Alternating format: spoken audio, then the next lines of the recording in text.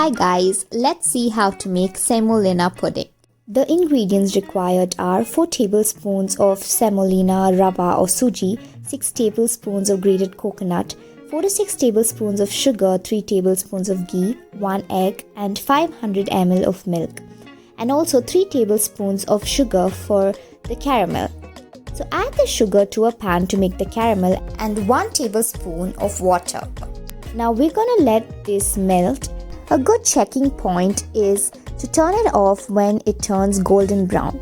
Now this seems to look good, so let's give it a quick stir and leave it on for a couple of seconds more before we turn off the gas. Now immediately transfer this. Since I'm gonna use a microwave to make this, I'm pouring this into a microwave safe bowl in which I'm gonna bake the semolina pudding. Give this a good swirl so that it spreads well. Basically, it should look something similar to this. Now in a pan, add the milk and to that add the Sooji or the rava or the semolina and give it a good stir. Now we're going to cook this till it thickens a bit. As you can see, it has come to a boil and it's also starting to thicken a bit. Now at this stage, we can add the grated fresh coconut and give it a good mix. Keep monitoring to check if the Sooji is cooked, and once it's completely cooked and the mixture has thickened a bit, we can add in the sugar. Now mix well till the sugar is completely melted into this mixture.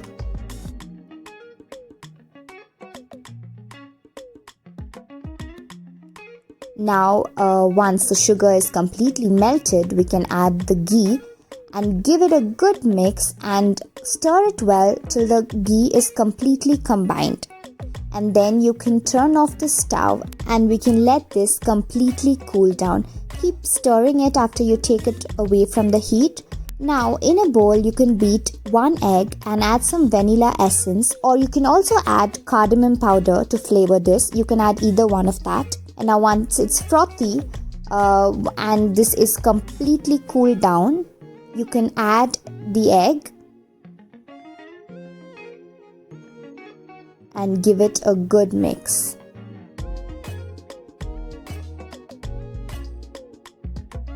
Now to this microwave safe bowl, add in this Sooji mixture. Take a lid and cover it. So use a bowl that has a lid and we're going to microwave this for 3 minutes.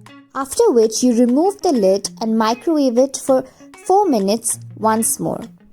After a total of 7 minutes of being cooked, it will look something like this, and it will also slightly jiggle in the pan. You can use a plate and tilt it onto that, and the beautiful semolina pudding is ready. So I would really like to thank my aunt and my cousins who helped me shoot this video. A huge shout out to my cousin for these beautiful shots as well. And also for my aunt for sharing her secret recipe. So now this is best eaten when cold, so you can refrigerate it.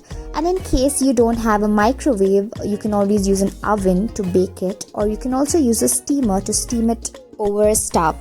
It will still work. So I'm gonna go and enjoy this beautiful slice of heaven and see you soon. Bye.